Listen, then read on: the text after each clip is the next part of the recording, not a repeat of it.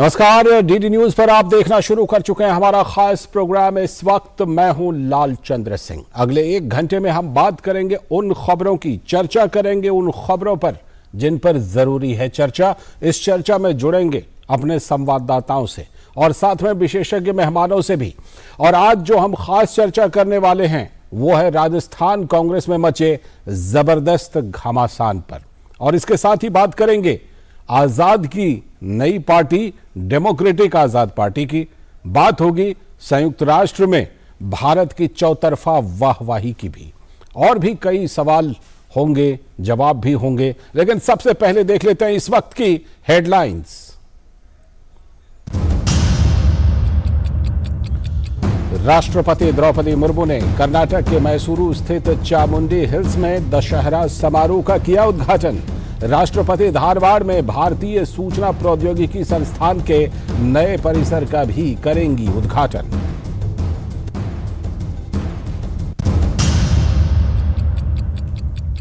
केंद्रीय गृह मंत्री अमित शाह ने अहमदाबाद के विरोचन नगर में प्राथमिक स्वास्थ्य केंद्र और भाडज ओवरब्रिज का किया उद्घाटन। गांधीनगर के किसानों द्वारा आयोजित ऋण स्वीकार सम्मेलन में भी होंगे शामिल।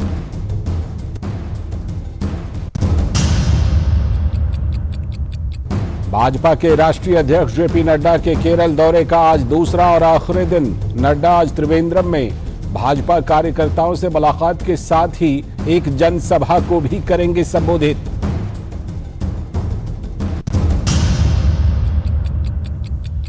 रक्षा मंत्री राजनाथ सिंह आज हिमाचल प्रदेश के कांगड़ा के दौरे पर।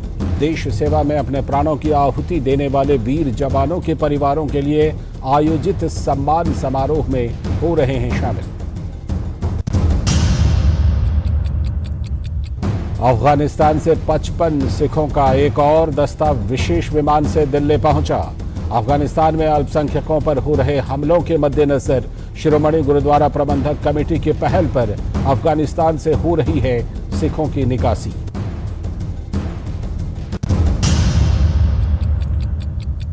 राजस्थान में मुख्यमंत्री पद को लेकर कांग्रेस में जबरदस्त अंदरूनी घमासान। आला कमान की पसंद सचिन पायलट के खिलाफ लामबंद हुए गहलोत गुट के 92 विधायक। पर्यवेक्षक अजय माकन ने इसे बताया अनुशासनहीनता। कांग्रेस के उठापटक पर भाजपा ने कसा तंज, कहा रुझान आने प्रारंभ। 2023 में जय भाजपा तय भाजपा। जम्मू कश्मीर में कांग्रेस से अलग हुए गुलाम नबी आजाद ने किया नई पार्टी का ऐलान। नई पार्टी का नाम होगा डेमोक्रेटिक आजाद पार्टी। आजाद ने कहा हर पार्टी और पुरानी सोच से अलग होगी उनकी नई पार्टी। और शारदीय नवरात्र का आज पहला दिन। आज हो रही है मां शैलपुत्री की पूजा। मंदिरों में उमड़ा आस्था और भक्ति का सैलाब। प्रधानमंत्री नरेंद्र मोदी ने दी शक्ति के उपासना महापर्व नवरात्रि पर देशवासियों को शुभकामनाएं।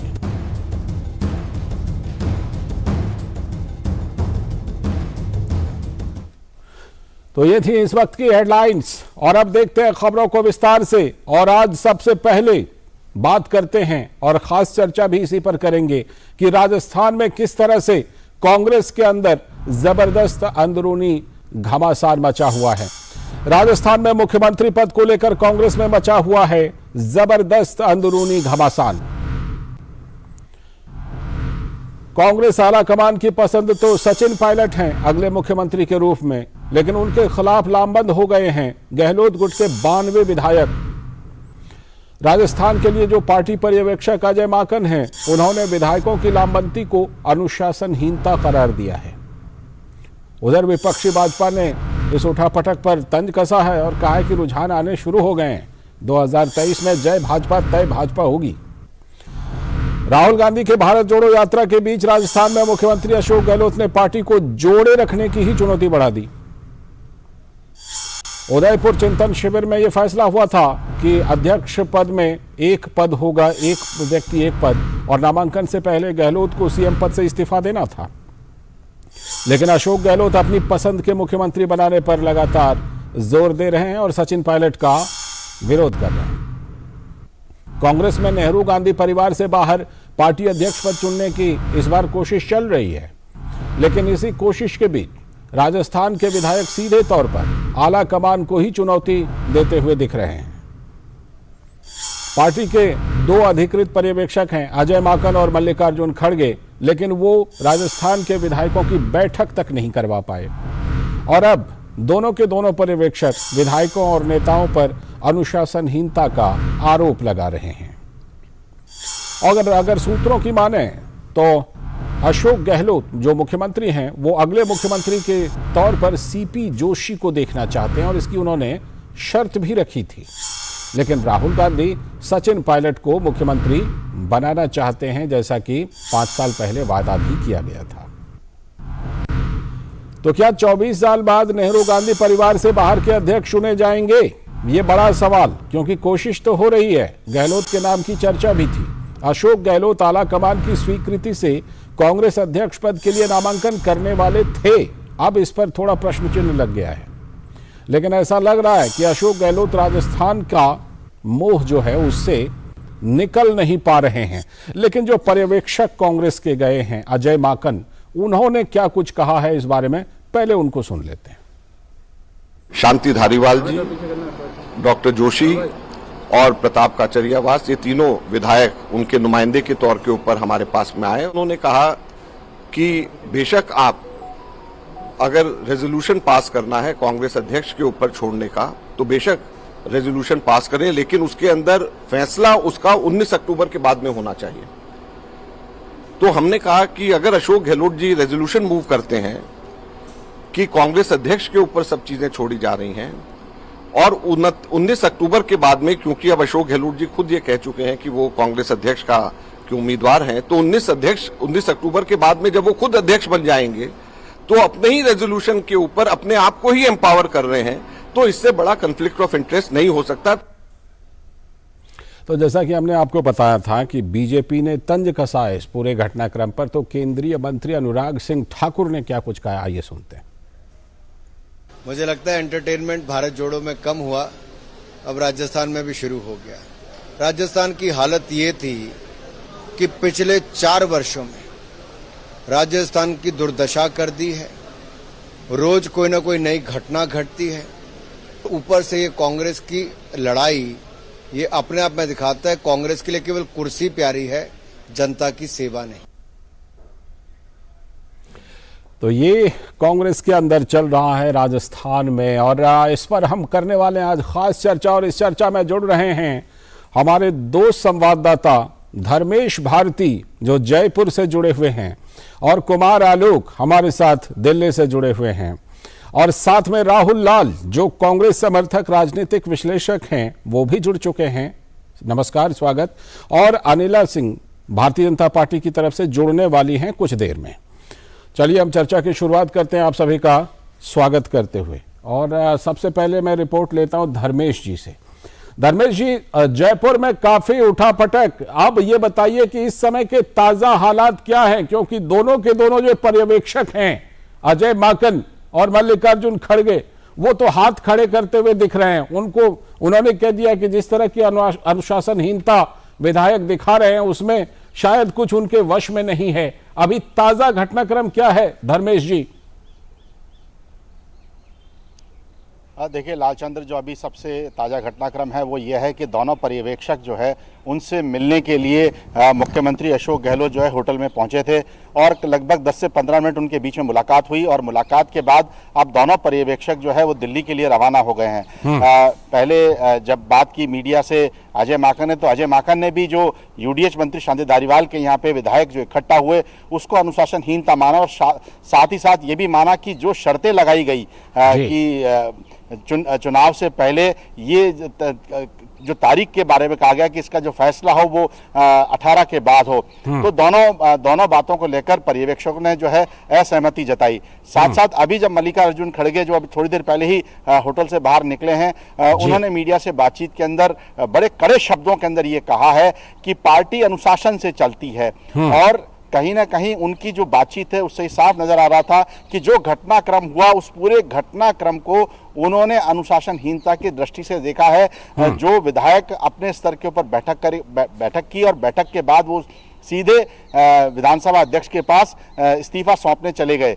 तो ये और पर्यवेक्षक जो है दोनों के दोनों सीएमआर में इंतजार करते रहे बैठक को लेकर। तो ये कहीं ना कहीं पूरी तरीके से उन्होंने अनुशासनहीनता के उसमें माना है। साथ में एक बड़ी महत्वपूर्ण घटना और जो हुई है वो है परशुराम मदेरणा की जो पुत्री दिव्या मदेरणा है, जो कांग्रेस की विधायक हैं, उनका भी बयान ये आया है कि देखिए बैठक का जो तय समय था सीएमआर में 7 बजे, जो कांग्रेस के निष्ठावान विधायक है वो वहां पहुंच गए थे और उन्होंने ये मीडिया से बातचीत करते हुए कहा कि जो तय समय था उस पर जो विधायक नहीं पहुंचे, अगर इसको आप पार्टी की दृष्टि से देखें तो निश्चित रूप से जब पर्यवेक्षक वहां मौजूद थे तो पार्टी के विधायकों को वहां आकर अपनी बात कहनी चाहिए थी। तो ये एक अपने आप में स्प्लिट जो है वो धीरे धीरे अब नजर आने लगी है। और दूसरी एक बात जो और लग रही है कि क्या अब एक यक्ष प्रश्न ये है कि क्या ये सारा जो अनुशासनहीनता का घटनाक्रम कल रात को हुआ है तो क्या आलाकमान इसके ऊपर जो विधायक हैं उनको नोटिस जारी करेगा या उनके खिलाफ कोई कार्रवाई करेगा,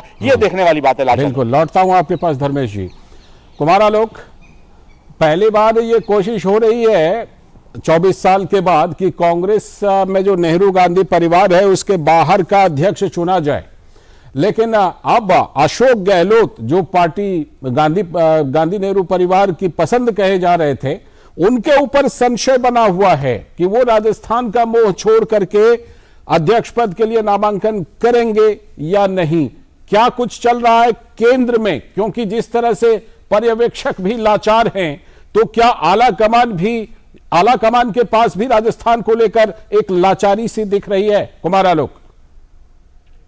लाचा जी देखिए, अगर आप 24 चंपा रोड में जाएंगे कांग्रेस के मुख्यालय में तो 2 बड़े-बड़े पोस्टर लगे हुए हैं। एक पोस्टर में पूर्व प्रधानमंत्री इंदिरा गांधी हैं और दूसरे पोस्टर में राजीव गांधी हैं जो पूर्व प्रधानमंत्री थे। तो जो गहलोत समर्थक जो विधायक हैं उनका ये कहना है कि इंदिरा गांधी और राजीव गांधी दोनों प्रधानमंत्री रहते हुए कांग्रेस अध्यक्ष जब रह सकते हैं तो क्या अशोक गहलोत अगर अध्यक्ष बनते हैं तो वो भी सीएम के पद पर भी रह सकते हैं। ये तो अलग बात हुई, लेकिन एक जो बहुत इंटरेस्टिंग बात है कि जिस तरीके से गांधी परिवार ने एक जो परिवारवाद पर उन पर आरोप लग रहा था, तमाम विपक्षी पार्टियां खासकर भारतीय जनता पार्टी आरोप लगा रही थी, तो उससे निकलने के लिए उन्होंने गांधी परिवार से इतर अशोक गहलोत को अपने सबसे बड़ा लॉयलिस्ट समझा और लॉयलिस्ट समझ के उन्होंने उनको अध्यक्ष पद का उम्मीदवार बनाने की बात कही राहुल गांधी ने, सोनिया गांधी ने। लेकिन जिस तरीके की जो घटनाक्रम हुई है वहां पर राजस्थान में, एक तरह से आलाकमान का पूर्ण समर्थन सचिन पायलट को है कि सचिन पायलट को मुख्यमंत्री बनाया जाए और अशोक गहलोत आए यहाँ पर। उदयपुर चिंतन शिविर में ये हुआ था कि एक व्यक्ति एक पद की बात हुई थी, लेकिन अब जो पेच फंस रही है लालचंद जी, वो पेच ये फंस रहा है कि जो गहलोत समर्थक जो विधायक है उनका कहना है कि जो भी फैसला हो वो 19 अक्टूबर के बाद हो, यानी कि जब अध्यक्ष बन जाए अशोक गहलोत तो अध्यक्ष बनने के बाद अध्यक्ष ही फैसला ले। जैसा कि अभी आपने अजय माकड़ को सुना, तो ये अपने आप में बहुत बड़ी त्रासदी खासकर कांग्रेस के लिए। तो कांग्रेस के लिए इस समय राजस्थान, क्योंकि वहां के जो विधायक है खासकर जो अशोक गहलोत के जो समर्थक हैं, सीपी जोशी हैं या आप कह लीजिए जो कांग्रेस के जो प्रदेश अध्यक्ष हैं, इनका यही नारा है कि आलाकमान से बैर नहीं लेकिन सचिन पायलट की खैर नहीं। अच्छा, तो आला कमान से बैर नहीं लेकिन पायलट की खैर नहीं, इस पर है। मैं अनिला जी भी जुड़ चुकी हैं, बहुत बहुत स्वागत अनिला जी, भारतीय जनता पार्टी की तरफ से प्रवक्ता। मैं पहले राहुल जी के पास एक बार चल देता हूं। राहुल जी, ये बताइए, क्या कांग्रेस को लगता है कि नेहरू गांधी परिवार के बाहर का अध्यक्ष सूट नहीं करता क्या? क्योंकि एक माहौल तो बन रहा था कि शायद इस बार ठीक ठाक एक दिखाई पड़ जाएगा कि कांग्रेस के अंदर चुनाव हुआ और परिवार के बाहर का अध्यक्ष भी बन गया, लेकिन जादूगर कहे जाने वाले अशोक गहलोत के नाम पर भी लगता है कि ग्रहण लगा हुआ है। राहुल लाल जी,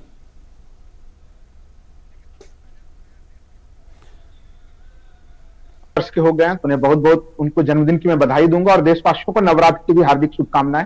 जो आपका सवाल है, देखिए, हर कांग्रेस के किसी भी कार्यकर्ता से अगर हम लोग बातचीत करते हैं कि उनके दिल की इच्छा को अगर समझने का प्रयास करते हैं तो वहां से एक ही स्वर सुनाई देती है कि कांग्रेस अध्यक्ष पद के लिए राहुल गांधी हैं। तो राहुल गांधी, चूंकि उन्होंने मना कर दिया है कि भाई इस बार कांग्रेस अध्यक्ष पद के लिए वो नहीं आएंगे और गांधी परिवार नहीं आएंगे, तो फिर गांधी परिवार से बाहर के विकल्पों को देखा जा रहा है।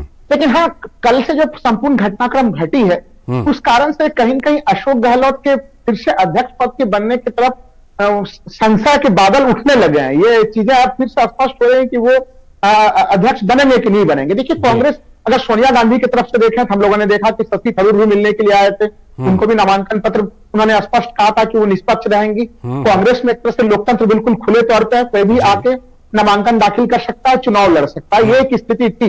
लेकिन मैं भी व्यक्तिगत तौर पर इससे सहमत हूं कि कांग्रेस के लिए एक तरह से ज्यादा बेहतर यह है कि गांधी परिवार के भीतर से अगर कांग्रेस अध्यक्ष पद हो वो ज्यादा बेहतर होता है। लेकिन हाँ, कांग्रेस में चूंकि लोकतंत्र है और लोकतंत्र में वहां पे चुनाव के विकल्प खुले हुए हैं, तो फिर जो भी चुनाव में जीतेंगे वो आगे जीत सकते हैं। लेकिन पहली बार थोड़ी लोकतंत्र का थोड़ा झोंका पहली बार महसूस होने वाला था, लेकिन लगता है उस पर भी अभी ग्रहण लगा हुआ है। देखिए चुनाव को कोई टाला नहीं गया है। चुनाव में अभी देखिए अभी कौन कौन लोग उसमें नामांकन पत्र दाखिल करेंगे और क्या स्थितियां रहेंगी, देखिए उस मामले को लेकर हम लोग 30 सितंबर अभी भी नहीं कर सकते। आप 30 सितंबर के बाद ही आपको पता चलेगा कि कौन कौन लोग मुकाबले में हैं और किनके बीच संघर्ष हो रहा है। बिल्कुल, मैं लौटता हूं आपके पास। लेकिन अनिला जी, ये जो पूरा का पूरा घटनाक्रम हो रहा है, भारतीय जनता पार्टी इसको ट्रेलर मान रही है कि हो गया, शुभारंभ हो गया, जय भाजपा तय भाजपा कह रही है भारतीय जनता पार्टी साल 2023 के लिए। लेकिन ये बताइए, उससे पहले भी कोई गुंजाइश या कोई कोशिश चल रही है क्या? क्योंकि आपके भी 70 से ज्यादा विधायक हैं वहां, 71 विधायक, तो ये जय भाजपा तय भाजपा 2023 में ही अभी तो नहीं ना? मेरी सबको राम राम। और आज से शरद नवरात्र की शुरुआत है। जी, आपको भी बहुत बहुत शुभकामनाएं, बधाई। माता रानी सब पे कृपा करे, पर अपने परिवार में जो आपकी माँ है पहले उनका आशीर्वाद जरूर लें, तभी माता रानी आपके ऊपर कृपा करेंगी। देखिए ऐसा है कि जो हम पूरा एक ड्रामा देख रहे हैं, पॉलिटिकल ड्रामा देख रहे हैं राजस्थान में, इसके डायरेक्टर तो दिल्ली में ही बैठे हुए हैं ना। मुझे पूरा ये स्टेज्ड लग रहा है, एक पूरा षड्यंत्र दिखाई दे रहा है, जो कि कहते हैं ना कि जो आप बोते हो वही आप काटते हो। यही चीज आज मुझे कांग्रेस पार्टी में दिखाई दे रही है। षड्यंत्रों की तो ये पार्टी रही है, कभी ये देश के खिलाफ षड्यंत्र करते हैं, कभी जातियों के खिलाफ, कभी धर्म के खिलाफ।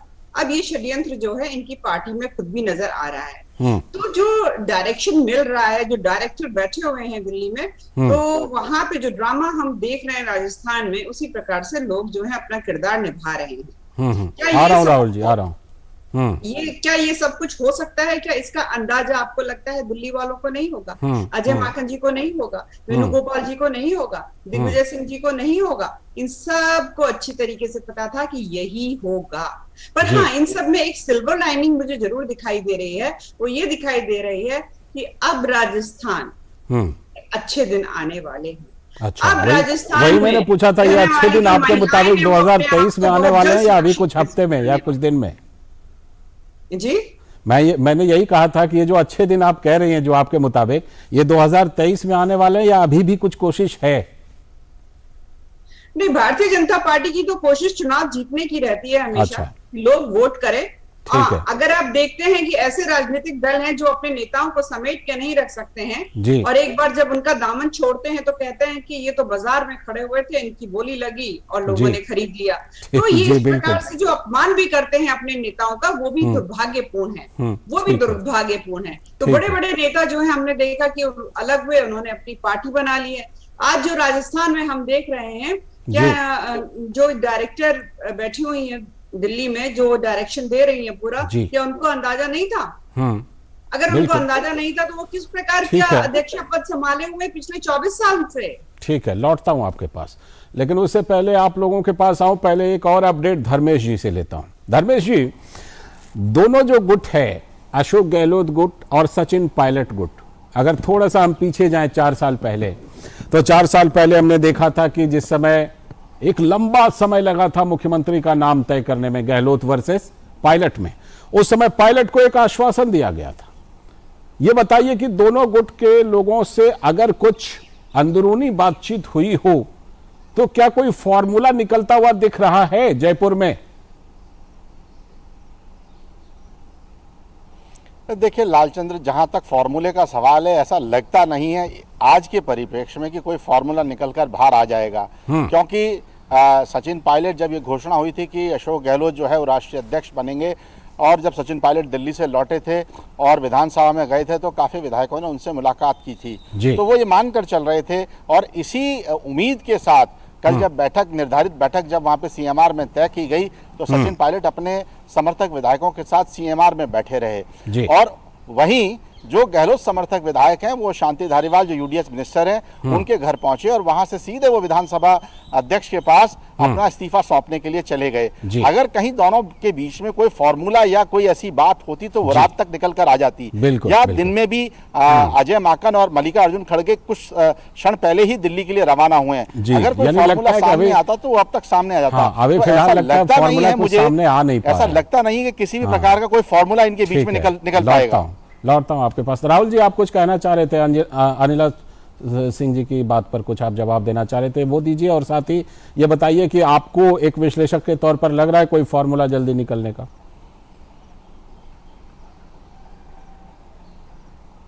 भारतीय जनता पार्टी में है, वहां पे बिल्कुल एक तानाशाही व्यवस्था है कि दो व्यक्ति निर्णय लेते हैं, वो सीधे सीधे लागू होता है। हम लोगों ने देखा कि उत्तराखंड में किस तरह से मुख्यमंत्री बदले जा रहे थे, कहीं पे एक आवाज भी नजर नहीं आ रही थी। गुजरात में पूरे के पूरे मंत्रिमंडल बदल दिया गया, मुख्यमंत्री बदल दिया गया, रोते गाते हुए लोग नजर आए। लेकिन राहुल जी, वहां पर उन लोगों के बीच सहमति बनी रही ना, इस तरह का कुछ विद्रोह तो नहीं हुआ ना? नहीं, मैं कह रहा हूं इसको देखिए विद्रोह नहीं कर सकते। ये एक लोकतांत्रिक व्यवस्था है। देखिए जो आप कह रहे हैं, कांग्रेस के भीतर जो चीजें आपको दिख रही है, हम लोग कहते हैं कि कुछ दांत कभी कभी अच्छे होते हैं। अच्छा। आपको प्रथम दृष्टया नजर आ रहा है कि अनुशासनहीनता के मामले हैं, कह भी रहे हैं, जाना जाता नहीं रहा है, ये भी बात है। नहीं, मैं कह रहा हूं लालचंद साहब, ये देखिए ये पार्टी का जो आंतरिक लोकतंत्र है, विधायक अगर खुल के अपनी बात रख रहे हैं, अच्छा, आप इसे आंतरिक लोकतंत्र कह रहे हैं, ठीक है। आंतरिक लोकतंत्र है जिसको कि एक तरह से कहीं कुछ लोगों को वो अनुशासनहीनता नजर भी आया, अजय माकन जी ने कहा भी है। अनिला जी, कुछ कह रही थी आप? ऐसा है कि राहुल लाल जी को समझना चाहिए कि इसको अनुशासन बोलते हैं। भारतीय जनता पार्टी जो है वो अपने संगठन के लिए जानी जाती है। भारतीय जनता पार्टी एक ऐसा राजनीतिक दल है जो शीर्ष स्थान पर भी अगर कोई बैठा हुआ है सरकार में, वो ये कहते हैं कि सरकार से बड़ा संगठन। एक क्षण नहीं लगाएंगे अगर हमसे कहा जाएगा सरकार छोड़ दो और संगठन में शामिल हो जाओ। ये सब जानते हैं, अच्छी तरीके से जानते हैं। फिलहाल के लिए शुक्रिया। देखते हैं राजस्थान में ऊंट बहुत सारे पाए जाते हैं, तो ये कहावत और फिट बैठती है कि ऊंट किस करवट बैठेगा, वो हम लोग देखेंगे। फिलहाल आप सभी का बहुत बहुत शुक्रिया। अनिला जी, राहुल जी, धर्मेश जी और कुमार आलोक, आपका भी जुड़ने के लिए बहुत बहुत शुक्रिया। तो राजस्थान में कांग्रेस में जो कुछ चल रहा है उसमें देखना होगा, हो जाएगा तय कुछ देर में या कुछ दिन में कि आखिरकार वहां कांग्रेस किस तरफ जा रही है और फिर उसी आधार पर नए कांग्रेस अध्यक्ष के तौर पर गहलोत की भूमिका क्या बनती है। वक्त है एक ब्रेक का, और ब्रेक के बाद जब लौटेंगे तब बात करेंगे आजाद की नई पार्टी का। ब्रेक के बाद एक बार फिर से आपका स्वागत है। डीडी न्यूज पर आप देख रहे हैं इस वक्त, और अब हम बात करने वाले हैं जम्मू कश्मीर में आजाद की नई पार्टी, यानी गुलाम नबी आजाद की जो नई पार्टी है उसके बारे में। तो जम्मू कश्मीर में कांग्रेस से अलग हुए गुलाम नबी आजाद ने कर दिया नई पार्टी का ऐलान। पहले से ही इसकी उम्मीद थी। गुलाम नबी आजाद की नई पार्टी का नाम होगा डेमोक्रेटिक आजाद पार्टी, और गुलाम नबी आजाद ने इस मौके पर कहा कि हर पार्टी और पुरानी सोच से अलग होगी उनकी नई वाली पार्टी। करीब 5 दशक तक कांग्रेस के वरिष्ठ नेता रह चुके गुलाम नबी आजाद ने कांग्रेस से इस्तीफा दे दिया था, और कांग्रेस से इस्तीफा देने के करीब करीब 1 महीने के बाद डेमोक्रेटिक आजाद पार्टी के नाम से उन्होंने एक नई सियासी पहल की है। नई पार्टी की घोषणा के साथ आजाद ने यह भी साफ किया है कि उनकी किसी से कोई भी राजनीतिक दुश्मनी नहीं है। और कुछ दिन पहले जम्मू कश्मीर की जो उन्होंने अपनी पहली रैली की थी उसमें उन्होंने कहा था और लोगों को सच का सामना कराया था, और क्या कहा था उन्होंने, जोर देकर कहा था जो लोग धारा 370 और 35A को बहाल करने की बात कर रहे हैं दरअसल वो झूठ बोल रहे हैं। तो जम्मू कश्मीर में ये एक नई पार्टी गुलाम नबी आजाद की, लेकिन उनका क्या कुछ कहना है खुद गुलाम नबी आजाद को पहले हम सुन लेते हैं। कि हमने नई पार्टी की शुरुआत की है, इस अवसर पे मैं जम्मू कश्मीर के सभी मेरे भाइयों को और देशवासियों को नवरात्रि की शुभकामनाएं देता हूं, और अल्लाह करे, भगवान करे कि हमारे देश में शांति हो, सब प्यार से रहें, अमन से रहें, हमारी स्टेट में भी सब शांति अमन से रहें, खुशहाली हो, सब खुश रहे, सब धर्मों के लोग, सब जातियों के लोग, जहां जहां भी है। पार्टी का नाम है डेमोक्रेटिक आजाद पार्टी।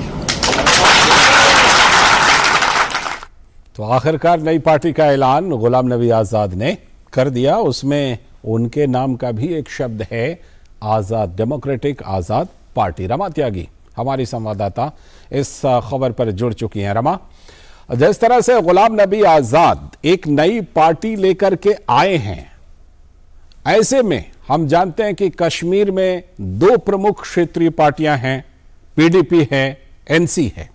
दो राष्ट्रीय पार्टियां हैं, कांग्रेस और भारतीय जनता पार्टी, और भी छोटी पार्टियां हैं। लेकिन गुलाम नबी आजाद की जो ये नई डेमोक्रेटिक आजाद पार्टी है, ये कश्मीर की जो सियासी फिजा है उसमें क्या कुछ बदलाव करेगी, क्या लगता है आपको? क्योंकि आप कश्मीर की सियासत पर बहुत ही खास नजर, पैनी नजर रखती रही हैं। देखिए लालचंद्र, संभावना ये है कि जो बदलाव होंगे वो बड़े होंगे, इसका जो असर होगा वो व्यापक होगा, क्योंकि जिस तरह से आप इस पार्टी का नाम ही देख रहे हैं बिल्कुल अलहदा सा है।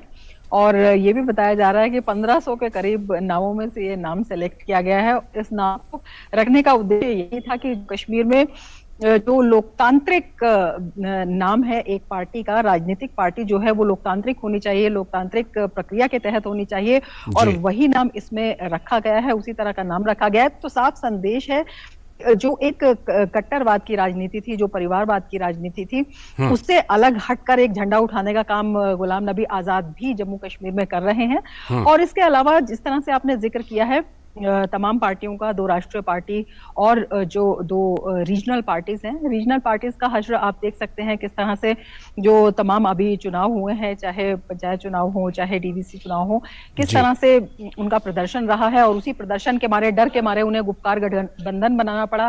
जो क्षेत्रीय दल है तो कहीं ना कहीं उनके मन में भाई अकेले अब वो जनविश्वास खो चुके हैं और उस तरह का प्रदर्शन वो नहीं कर सकते हैं, तो उन्होंने मिलकर एक गठबंधन बनाया। लेकिन उस गठबंधन में भी जी आप देखिए लालचंद्र कि सभी के अलग अलग सुर नजर आते हैं, सभी अलग तरह का राग अलापते हुए नजर आते हैं, साथ होने की बात करते हैं, लेकिन जब कॉमन एजेंडे की बात आती है तो सब, जी गुप्कार गैंग की बात कर रहे हैं, सब अलग अलग अपने स्टेटमेंट्स देते हैं। तो रीजनल पार्टियों की स्थिति आप समझ सकते हैं कि इस वक्त क्या है। रही बात राष्ट्रीय पार्टियों की, तो कांग्रेस की हालत आप देख सकते हैं जो देश में हुई है और उसके बाद ही जो कश्मीर में हुई है। और गुलाम नबी आजाद जैसे नेता भी टूटकर वहां पर आए हैं, जिनका एक स्ट्रॉन्ग बेस कहा जा सकता है, क्योंकि उनके पार्टी छोड़ने के साथ ही अगर हम कश्मीर के नेताओं की बात करते हैं तो बड़ी संख्या में यहाँ पर नेताओं ने कांग्रेस से त्यागपत्र दे दिया था और उनके साथ शामिल हो गए थे। तो कांग्रेस पार्टी खस्ता है, हालत जो है वो खस्ता है, वो बहुत बुरी है। बीजेपी की बात करते हैं, बीजेपी जम्मू में हमेशा अच्छा करती है और इस बार डीडीसी चुनाव की बात करते हैं, पंचायत चुनाव की बात देखें तो बीजेपी का प्रदर्शन पिछले सालों के मुकाबले बहुत ही अच्छा रहा है। अगर कई दशकों के मुकाबले देखें, और डीडीसी इलेक्शन में तो घाटी में भी कमल खिलाने में जो है बीजेपी कामयाब रही है और बीजेपी लगातार इस दिशा में बढ़ा भी रही है विकास की राजनीति। इन सब चीजों को देखते हुए तो गुलाम नबी आजाद की नई पार्टी है और जिस तरह से उन्होंने घोषणा की है कि ये बिल्कुल डेमोक्रेटिक इसका सेटअप रहेगा, इसमें जो है देश की बात को देखते हुए एक व्यापक प्रभाव, क्योंकि जो यहाँ के लोग हैं, जो राजनीतिक जो यहाँ के क्षेत्रीय दल हैं, उनसे उनका विश्वास उठ चुका था। और जिस तरह से वो विकल्पों को देख रहे हैं, चाहे राष्ट्रीय पार्टी की बात हो, चाहे क्षेत्रीय राजनीति की बात हो, तो उसको देखते हुए गुलाम नबी आजाद की इस पार्टी का असर काफी दिखाई देता है। रमा, गुलाम नबी आजाद वहां पर जैसा हम जानते हैं पूर्व मुख्यमंत्री रह चुके हैं और आपने जिक्र किया कि काफी संख्या में कांग्रेस के नेता भी जो है छोड़कर आए हैं, तो अब देखेंगे कि आगे चल करके उनकी पार्टी क्या रंग दिखाती है। बहुत बहुत शुक्रिया आपका इस खबर पर जुड़ने के लिए और बात करने के लिए। और इस वक्त हम आपको सीधे लिए चलते हैं विदेश मंत्रालय की प्रेस वार्ता में, सीधे चलते हैं। Prime Minister's upcoming visit to Japan. As Arindam mentioned, Prime Minister Narendra Modi will be visiting Tokyo, Japan. He'll be leaving in few hours from now, today, to attend the state funeral of former Prime Minister of Japan, Shinzo Abe. During this visit, the Prime Minister will attend the state funeral ceremony at Budokan, which would be followed by a greeting occasion at the Akasaka Palace in Tokyo. He will also meet Prime Minister Kishida and Mrs. Abe during this visit. We understand that representatives from over 100 countries, including more than 20 heads of state and heads of government, are expected to participate in the state funeral tomorrow. You would recall that India had announced one-day national mourning on 9th of July 2022 as a mark of respect for Prime Minister Shinzo Abe. This visit by Prime Minister Modi will be an opportunity for him to honor the memory of former Prime Minister Abe, who he considered a dear friend and a great champion of India-Japan relationship. Prime Minister Modi and Prime Minister Abe had developed a personal bond of trust and friendship through their numerous meetings and interactions spanning over a decade, beginning from Prime Minister Modi's visit to Japan in 2007 as the then Chief Minister of Gujarat. The two leaders made enormous contributions and were singularly responsible for elevating India-Japan relations to the status of special, strategic and global partnership in 2014. Prime Minister Abe made significant contributions to deepening India-Japan relations, turning a largely economic relationship into a broad, comprehensive and strategic partnership, making it pivotal for the security of both our countries and also for region's security. Prime Minister Abe's famous quote-unquote confluence of two seas speech in the Indian Parliament in 2007 laid the ground for the emergence of Indo-Pacific region as a contemporary political, strategic and economic reality. Prime Minister Abe's contribution to India-Japan relations was recognized by the conferment upon him of the prestigious Padma Vibhushana in 2021. This visit of Prime Minister Modi to Japan comes after Prime Minister Kishida's visit to India for India-Japan Summit meeting earlier in March this year, and Prime Minister Modi's visit to Japan for the Quad's Leaders Summit in May this year. Prime Minister Modi and Prime Minister Kishida had also held a bilateral meeting on the sidelines of the Quad Leaders Summit in May. These meetings have underscored the two leaders' continuing commitment towards further deepening India-Japan ties. This year marks the 70th anniversary of India-Japan diplomatic relationship. Today, as we all know, Japan is one of the most trusted and valued strategic partners of India. The two sides are committed to strengthening bilateral partnership in key areas that include trade and investment, defense and security, climate change, health security, infrastructure, digital space, industrial development, energy, and critical and emerging technologies and human resources, among others. There is a deep convergence in our visions of Indo-Pacific region, and there is close cooperation between our countries on issues of international importance. The bilateral meeting between Prime Minister Modi and Prime Minister Kishida during the upcoming visit will be an opportunity for the two leaders to reaffirm their commitment to further strengthening of India-Japan special, strategic and global partnership. I would stop here and would take a few questions. Thank you, sir. Necessary. We'll open the floor for questions. Please introduce yourself and the organization. Please, Akhilesh. Sir, I'm Akhilesh from Sansad TV. Do you foresee any other bilateral meeting during this visit? Okay. Siddhant.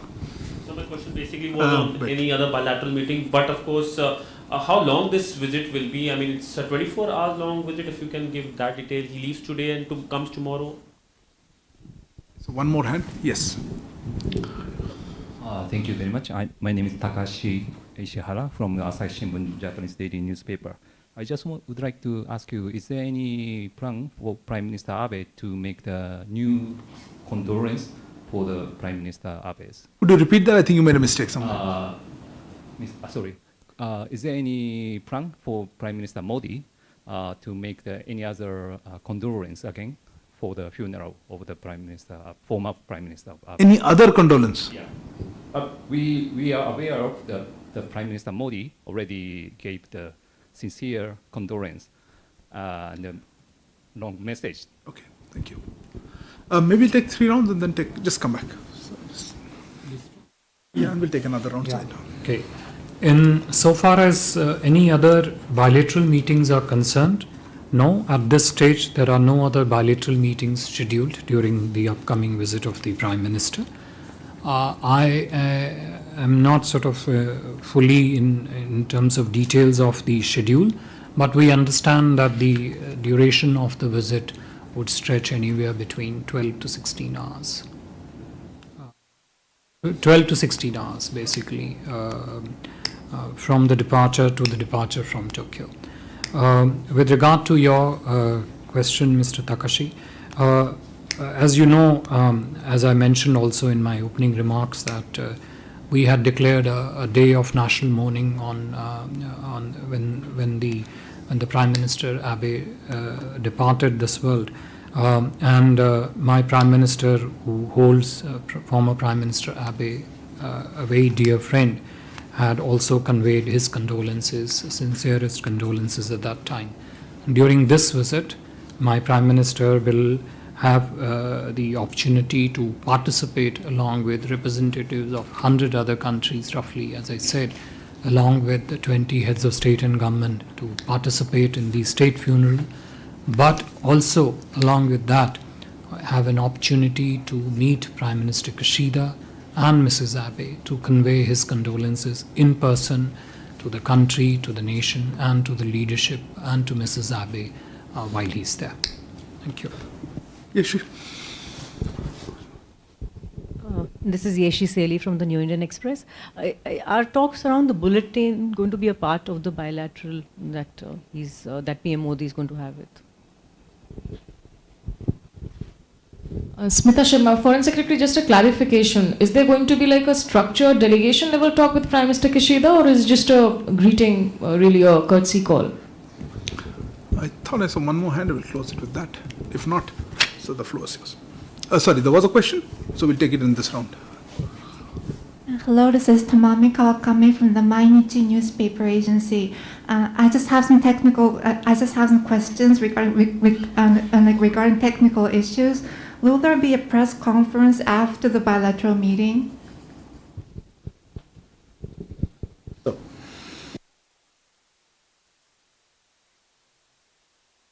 During the upcoming visit of Prime Minister to Japan, as I said, he would of course have a greeting occasion with Prime Minister Kishida to convey his condolences in person.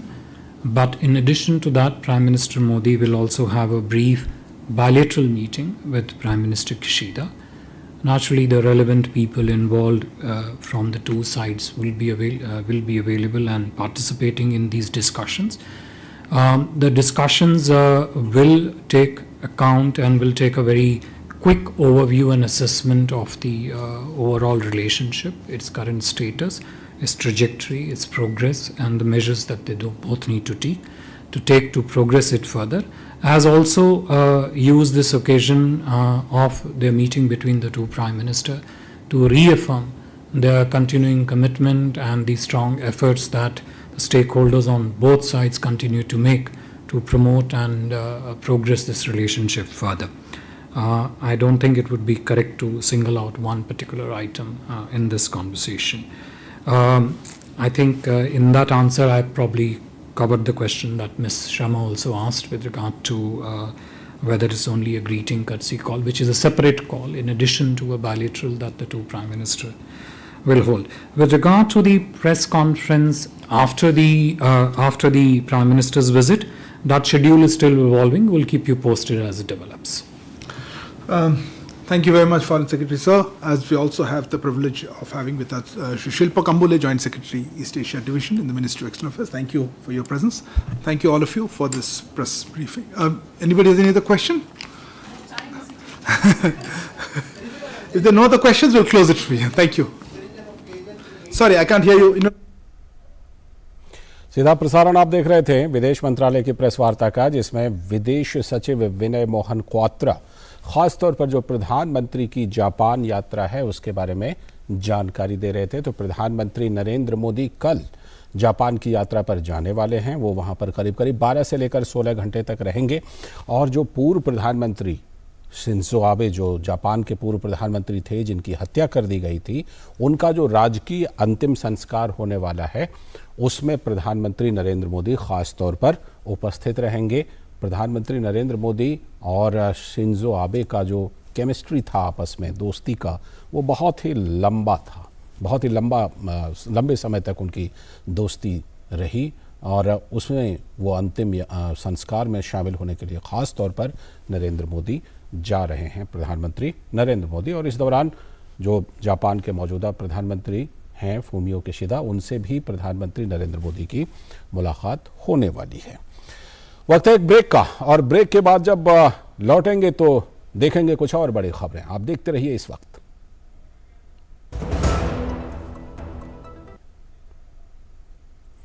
Break के बाद एक बार फिर से आपका स्वागत है। DD news पर आप देख रहे हैं इस वक्त, और अब हम बात करने वाले हैं भारत की चौतरफा तारीफ की। संयुक्त राष्ट्र महासभा में भारत की वाहवाही, कई देशों ने की खुलकर भारत की तारीफ। तो संयुक्त राष्ट्र महासभा का जो सत्र चल रहा था उसमें भारत की वाहवाही हुई। चारों तरफ भारत की नीतियों की सराहना, दुनिया के कई देश भारत की सराहना करने वालों में शामिल। संयुक्त राष्ट्र महासभा की बैठक में दुनिया भर के देशों से पीएम नरेंद्र मोदी के प्रयासों को मिली जबरदस्त तारीफ। महासभा के 77वें सत्र में भारत की नीतियों का खास तौर पर हुआ जिक्र। प्रधानमंत्री नरेंद्र मोदी और भारत की आर्थिक और विदेश नीतियों की कई विकसित और विकासशील देशों ने सराहना की। यूक्रेन से लेकर रूस तक और फ्रांस से लेकर अफ्रीका तक सभी ने पीएम मोदी की आर्थिक और विदेश नीति को सराहा। कोविड-19 वैक्सीन में भारत के योगदान को लेकर कई देशों ने कहा पीएम मोदी को सलाम। और संयुक्त राष्ट्र के महासचिव एंटोनियो गुतेरेस ने भी वैश्विक सतत विकास लक्ष्यों में भारत की बड़ी भूमिका को स्वीकार किया। तो भारत की ये खास तौर पर भारत की नीतियों का जिक्र भी हुआ और बहुत सारे देशों ने भारत की नीतियों की तारीफ की, भारत की भूमिका की तारीफ की। मेघना देव हमारी संवाददाता फोन लाइन पर हमारे साथ इस खबर पर जुड़ चुकी हैं। मेघना, जिस तरह से कि इस बार ये जो 77वां सत्र था यूएनजीए का, उसमें भारत की नीतियों की खास तौर पर उसका जिक्र हुआ, उसकी सराहना हुई, इससे ये लगता है कि जो भूमिका खासतौर पर कोविड के दौरान भारत ने निभाई वो भी, और उसके बाद जो भारत की आर्थिक और विदेश नीति, चाहे रूस यूक्रेन के युद्ध को लेकर या और भी जो विदेश नीति है, उसको दुनिया सलाम करने लगी है। मेघना, यूएनजीए में जो 77वां सेशन था यूएनजीए का, उसमें भी कई लीडर्स ने भारत का नाम लिया, खास तौर पर अलग अलग विषयों पर जब हम बात करें। और एक साइडलाइंस में एक इवेंट हुआ था, इंडिया एट 75 का जो इवेंट हुआ था, उसमें खास तौर पर कई विदेश मंत्रियों ने इस बात को कहा कि किस तरीके से भारत का रिस्पॉन्स जो कोविड-19 के समय रहा, जो वैक्सीन मैत्री जो भारत ने दिखाई और वैक्सीन प्रोवाइड की कई देशों को, और ऐसे समय में जो बहुत क्रिटिकल था, जब जो कई देश वैक्सीन अनिक्विटी का शिकार हो रहे थे, उस समय पर भारत ने एक मिसाल कायम की है। अगर हम देखें, एंटीगुआ और बारबुडा के फॉरेन मिनिस्टर ने भी कहा कि इंडिया का रिस्पॉन्स जो रहा है उनके देश के प्रति कोविड-19 के समय, वो प्रधानमंत्री नरेंद्र मोदी का जो वन अर्थ वन हेल्थ का जो कॉल है, उसका एक तरीके से उदाहरण है, उसका एक टेस्टिमनी है। और इंडिया वो पहला ऐसा देश था जिसने एंटीगा और बारबुडा को वैक्सीन पहुंचाई। उसके अलावा भी हम देखें तो कई अन्य कंट्रीज ने भी, अगर हम गुआना के फॉरेन मिनिस्टर की बात करें तो उन्होंने भी कहा कि गुआना जो है इंडिया की ग्रोथ ट्रैजेक्टरी से काफी ज्यादा बेनिफिट करता है। अगर हम देखें जमाइका के फॉरेन मिनिस्टर, उन्होंने भी कहा कि हम अपने अंदर वैक्सीन मैत्री कैरी करते हैं। तो एक कई ऐसे स्टेटमेंट्स निकलकर सामने आए जहां पर भारत का जो रिस्पॉन्स रहा है वो काफी ज्यादा सराहा गया है। बिल्कुल, ये अपने आप में एक बड़ी बात है। और जिस तरह से कि चाहे रूस और यूक्रेन को लेकर प्रधानमंत्री नरेंद्र मोदी का जो बयान रहा, उसका भी खास तौर पर वहाँ पर जिक्र हुआ मेघना। और हम थोड़ा सा पीछे अगर जाएं तो मैक्सिको ने ये कहा था, मैक्सिको के राष्ट्रपति ने, कि प्रधानमंत्री नरेंद्र मोदी को शामिल किया जाना चाहिए और उनके नेतृत्व में इस युद्ध संकट को समाप्त करने की कोशिश होनी चाहिए। भारत की स्वीकार्यता दिखाई पड़ रही है वो अभूतपूर्व। बिल्कुल, देखिए रशिया यूक्रेन का जो कॉन्फ्लिक्ट रहा है जो राजचंद्र, उसमें भारत का जो स्टैंड फरवरी 24 से लेकर अब तक अगर हम देखें तो उस स्टैंड में जरा भी कोई भी हिचक या कमी या स्टैंड से हम जरा भी नहीं हटे हैं। हमने हमेशा से साफ तौर पर कहा, और इस बार भी जिस तरीके से विदेश मंत्री डॉक्टर एस जयशंकर ने इस बात को बहुत ही मुखर तरीके से हर मंच पर रखा कि भारत पूरे तरीके से सिर्फ डायलॉग डिप्लोमेसी के पक्ष में है, भारत पूरी तरीके से सिर्फ पीस के पक्ष में है। विदेश मंत्री ने ये कहा था कि हम जिस तरीके से हमें पूछा जाता है कि इस कॉन्फ्लिक्ट के बीच हम किसके साइड हैं, तब हम बोलते हैं कि हम केवल और केवल पीस के साइड हैं। और जिस तरीके से आप बता रहे हैं, मेक्सिको के राष्ट्रपति ने इस किस्म का प्रपोजल सामने रखा है जिसमें उन्होंने कहा कि मीडिएशन एफर्ट्स, दोनों कंट्रीज के बीच जो कॉन्फ्लिक्ट है उसके मीडिएशन एफर्ट्स को और ज्यादा गति देने के लिए एक कमिटी कहें या एक ग्रुप बनाया जाए, जिस ग्रुप में उन्होंने साफ तौर पर कहा कि UN secretary general Antonio Guterres उसमें हो, उसके अलावा अगर हम देखें हिज होलीनेस पोप फ्रांसिस हो, और उसके साथ ही उन्होंने साफ तौर पर कहा कि इसमें हिज एक्सीलेंसी नरेंद्र मोदी, उन्होंने प्रधानमंत्री नरेंद्र मोदी का जिक्र किया और कहा कि उन्हें इस जो कमिटी है या एक जो ग्रुप बनाया जाए मीडिएशन के लिए, उसमें उनका होना जरूरी हो। उसके अलावा भी अगर और हेड ऑफ स्टेट या गवर्नमेंट हो तो अच्छा होगा, एक कमिटी फॉर्म की जाए और जिससे मीडिएशन एफर्ट को और ज्यादा गति मिले। तो इससे साफ तौर पर पता चलता है कि प्रधानमंत्री नरेंद्र मोदी का जो एक तरीके से वर्चस्व है, जो उनका इन्फ्लुएंस है, वो काफी ज्यादा और उसकी तारीफ भी हो रही है। जी, बहुत बहुत शुक्रिया मेघना इस खबर पर जुड़ने के लिए और विस्तार से जानकारी देने के लिए। इसी के साथ वक्त है एक ब्रेक का, और ब्रेक के बाद जब लौटेंगे तो देखेंगे एक और बड़ी खबर। ब्रेक के बाद एक बार फिर से आपका स्वागत है। अब हम बात करने वाले हैं एक और बड़ी खबर पर, और वो जो बड़ी खबर है वो शहीद आजम के सम्मान से जुड़ी खबर है। आजादी के अमृत महोत्सव पर देश के अमर शहीदों को प्रधानमंत्री नरेंद्र मोदी ने किया याद। मन की बात कार्यक्रम में शहीद आजम सरदार भगत सिंह को श्रद्धांजलि के लिए एक बड़े फैसले की घोषणा की, और वो जो बड़ा फैसला है वो ये है कि अब चंडीगढ़ मोहाली हवाई अड्डे का नाम शहीद भगत सिंह के नाम पर सरदार भगत सिंह इंटरनेशनल एयरपोर्ट होगा। और भगत सिंह के परिवार ने इस फैसले की तारीफ की, कहा 2007 से इसकी चर्चा तो चल रही थी, लेकिन पीएम मोदी ने सपना कर दिया पूरा। शहीद भगत सिंह नगर जिले में भगत सिंह के गांव खटकड़ कलां के लोगों ने बताया इसे सराहनीय फैसला, और पीएम मोदी की घोषणा का पंजाब के लोगों और पूरे देश के लोगों ने दिल खोलकर स्वागत किया। 28 सितंबर को शहीद आजम सरदार भगत सिंह की जयंती है, और अगर आप लगातार देखें तो केंद्र की नरेंद्र मोदी सरकार लगातार करती रही है शहीदों को सम्मान देने का काम। लेकिन पंजाब में खास तौर पर उत्साह है, और आकांक्षा सक्सेना हमारे साथ, हमारी संवाददाता फोन लाइन पर चंडीगढ़ से जुड़ चुकी हैं।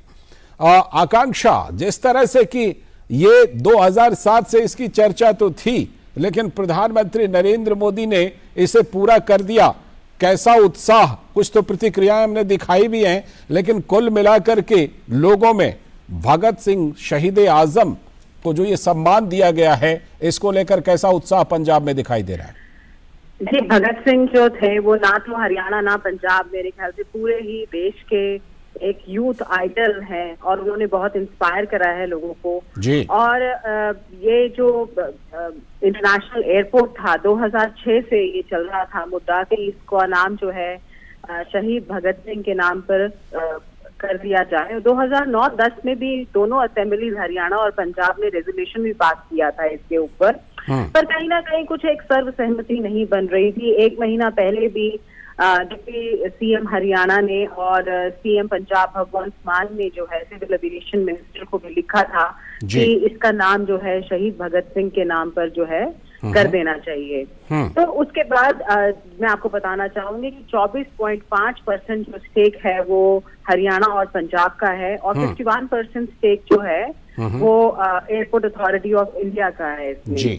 तो कहीं ना कहीं दोनों हरियाणा और पंजाब और का ही इन दोनों में स्टेक है, तो वो चाहते थे कि कुछ ऐसा नाम आए जो इस रीजन के नाम को के उसके ऊपर हो। तो बहुत ये सराहनीय है कि प्राइम मिनिस्टर नरेंद्र मोदी ने जो है इसको नाम जो है शहीद भगत सिंह इंटरनेशनल एयरपोर्ट के नाम पर इसका नाम रख दिया है और जितनी भी जो कवायद चल रही थी, जो जद्दोजहद चल रही थी नाम के पीछे, उस सब पे विराम लग गया है। जी बिल्कुल आकांक्षा।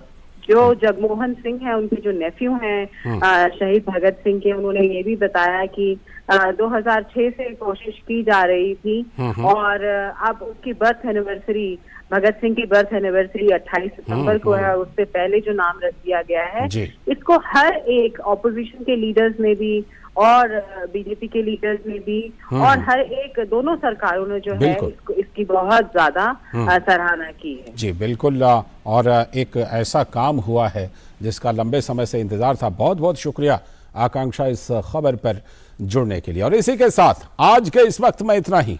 पूरी टीम को दीजिए अनुमति, कल फिर होगी इसी वक्त आपसे मुलाकात। लेकिन इस बीच डीडी न्यूज पर खबर और कार्यक्रमों का सिलसिला लगातार जारी है। नमस्कार।